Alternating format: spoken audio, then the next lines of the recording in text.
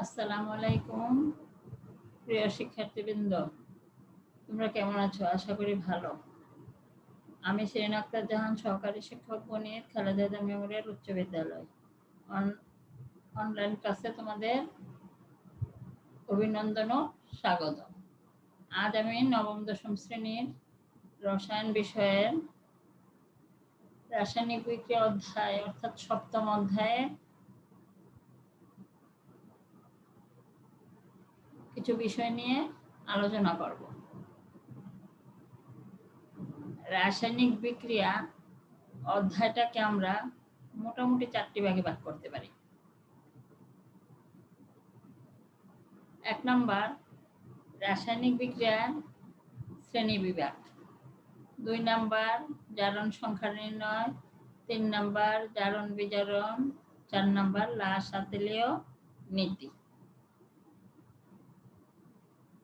এখানে 1 নাম্বার ও 2 নাম্বার রাসায়নিক বিক্রিয়ার শ্রেণীবিভাগ ও জারণ সংখ্যা নির্ণয়, এই দুইটা বিষয় স্টুডেন্টরা মোটামুটি ভালো মতোই বুঝতে পারে, কিন্তু জারণ বিজারণ এবং লা-সাতেলীয় নীতি নিয়ে কিছুটা তোমাদের কনফিউশন আছে স্টুডেন্টদের।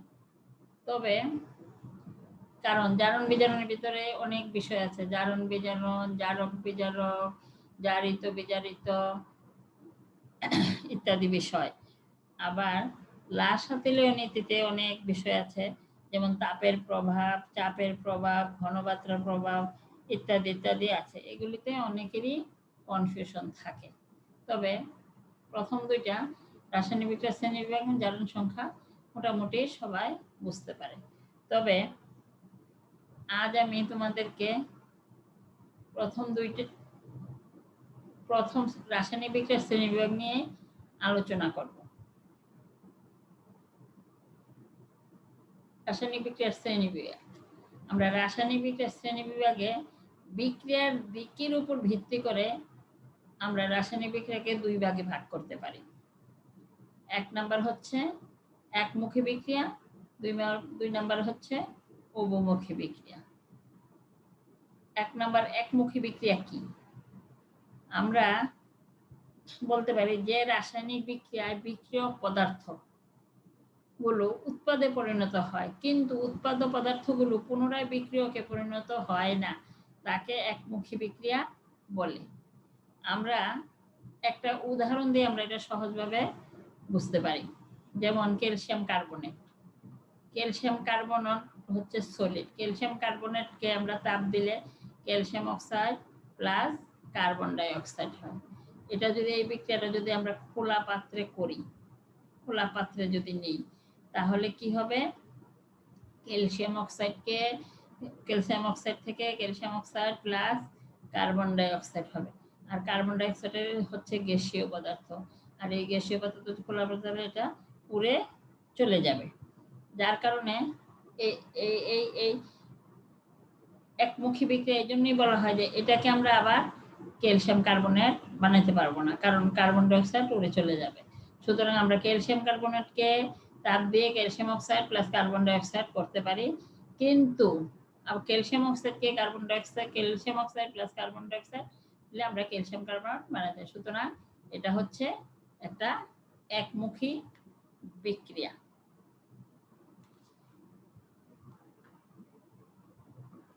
তারপরে আসি আমরা উভমুখী বিক্রিয়াতে।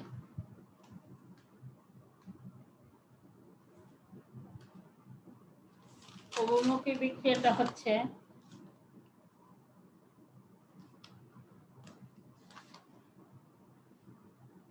যে রাসায়নিক বিক্রিয়ায় বিক্রিয়ক পদার্থ কোনটা বলা হয়?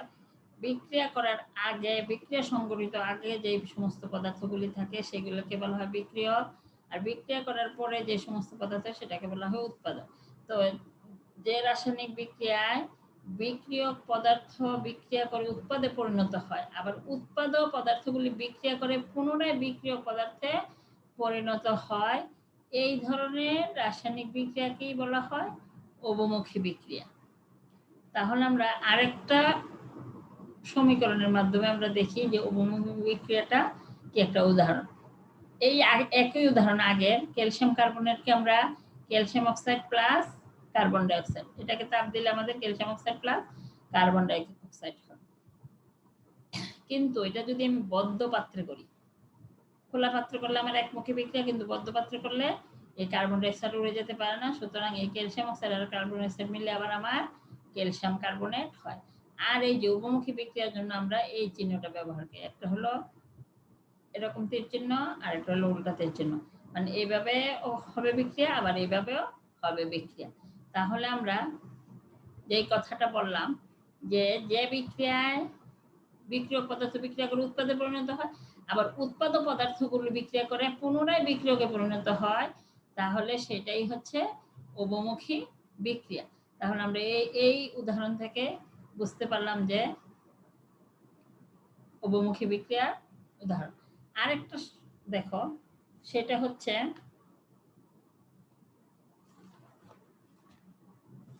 আরেকটা উদাহরণ দিয়ে আমরা বলতে পারি ইথানল। ইথানল এটা হচ্ছে C2H5OH, ethanol plus ethanoic acid, ethanoic acid CH3COH।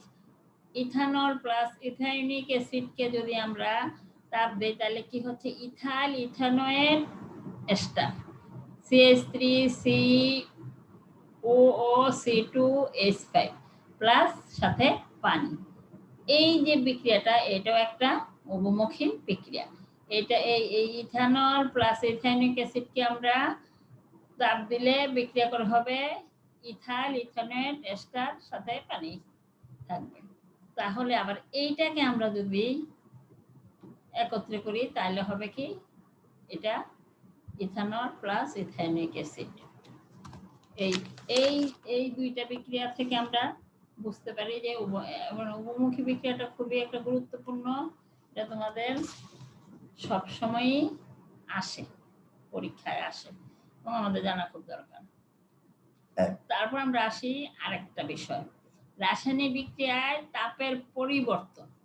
রাসায়নিক বিক্রিয়ায় তাপের পরিবর্তন হয়, যেমন তাপের শোষণ হয়, তাপ উৎপন্ন হয়, তাপের শোষণও হয়, তাপ উৎপন্ন হয় রাসায়নিক বিক্রিয়ার ফলে। তাহলে তাপের শোষণ এবং তাপ উৎপন্ন হওয়ার উপর ভিত্তি করে রাসায়নিক বিক্রিয়াকে দুই ভাগে ভাগ করা যায়, যথা এক নম্বর হচ্ছে তাপ উৎপাদী বিক্রিয়া, দুই নম্বর হচ্ছে তাপহারী বিক্রিয়া বা তাপ শোষী বিক্রিয়া। তাহলে আমরা তাপ উৎপাদী বিক্রিয়া কি, যে বিক্রিয়ায় তাপ উৎপন্ন হবে তাদের কি তাপ উৎপাদী বিক্রিয়া বলে। যে বিক্রিয়ায় তাপ উৎপন্ন হবে তাদের কি তাপ উৎপাদী বিক্রিয়া বলে। যেমন আমরা নাইট্রোজেন প্লাস, উদাহরণ নাইট্রোজেন প্লাস হাইড্রোজেন,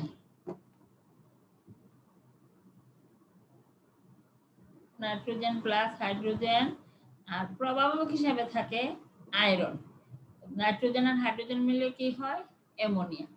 এখানে আমরা ওই যে ব্যালেন্স করছি, দুই অণু অ্যামোনিয়া আর নাইট্রোজেন প্লাস 3 অণু হাইড্রোজেন, অর্থাৎ হাইড্রোজেন হচ্ছে 6টা, নাইট্রোজেন 2টা, এই যে 2 দিয়ে এটা ব্যালেন্স করছি।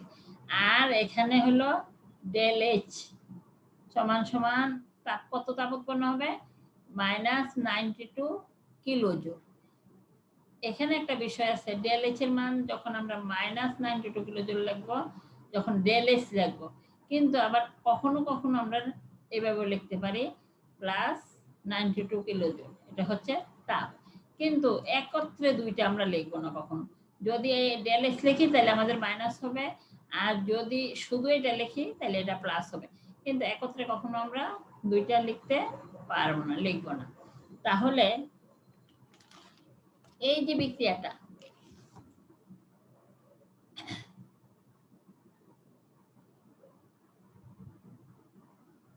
এই যে বিক্রিয়া, এটাকে আমরা বলতে পারি আয়রন। এই যে আয়রন হচ্ছে একটা প্রভাবক।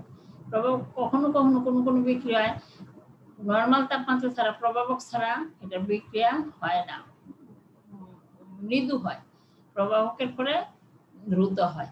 এই জন্য আমরা প্রভাবক, আয়রন প্রভাবকের উপস্থিতিতে এবং 200 থেকে 250 অ্যাটমসফিয়ার চাপে, আবার 450 ডিগ্রি সেলসিয়াস থেকে 550 ডিগ্রি সেলসিয়াস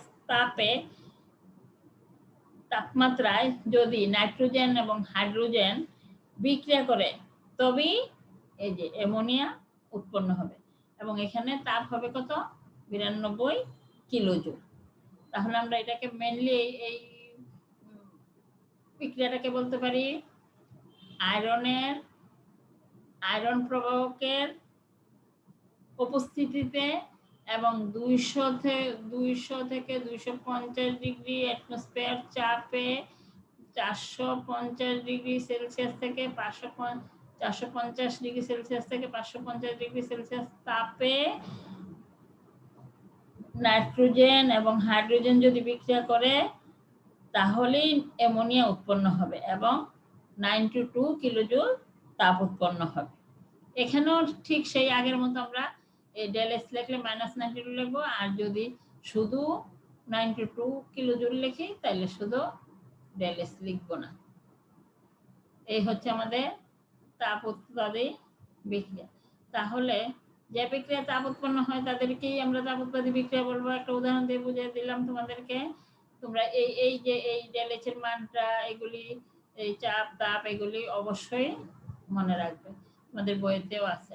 তারপরে হচ্ছে তাপহারী বিক্রিয়া, যে রাসায়নিক বিক্রিয়া তাপ শক্তির শোষণ ঘটে। আমরা আগে বলছি বিক্রিয়ায়, রাসায়নিক বিক্রিয়ায় তাপ শোষণও হয়, তাপ শোষণও হয় এবং তাপ শক্তি শোষণও হয় এবং উৎপন্ন হয়। তাহলে তাপহারীর ক্ষেত্রে কি হবে, তাপ শোষণ হবে। যে রাসায়নিক বিক্রিয়া তাপ শক্তি শোষণ ঘটে সেই রাসায়নিক বিক্রিয়া কি বলা হয়, তাপহারী বিক্রিয়া বা তাপশোষী বিক্রিয়া। অর্থাৎ এখানে তাপটা হারিয়ে যায়, তাপ হারিয়ে যায়। এখানে আমরা একটা উদাহরণ দিয়ে দেখাতে পারি।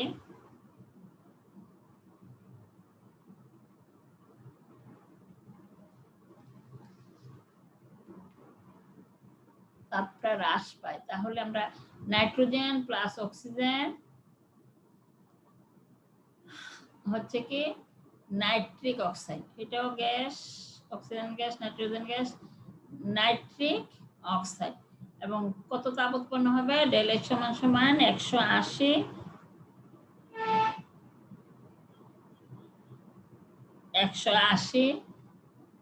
আর যদি ডেল এইচ না লিখি -180, এখানে মাইনাসটা উঠে নেই, -180।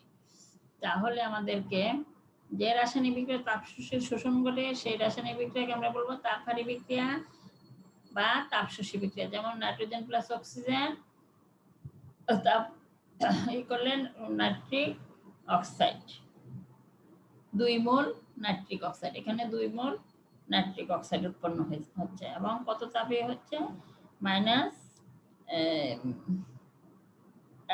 ডেল এইচ সমান 180 কিলোজুল, আর যদি ডেল এইচ মাইনাস হবে, এটা একটু আমার ভুল হয়ে গেছে, যাই হোক। তাহলে আমরা এই বিক্রিয়ার ফলে তাপটা শোষিত হয়ে যাবে, অর্থাৎ তাপ হ্রাস পাবে। তাহলে আমরা এই রাসায়নিক বিক্রিয়ায় 4টা বিষয়ের উপর আমরা আলোচনা করব। এর মাঝে প্রথম বিষয় হচ্ছে রাসায়নিক বিক্রিয়ার শ্রেণী বিভাগ।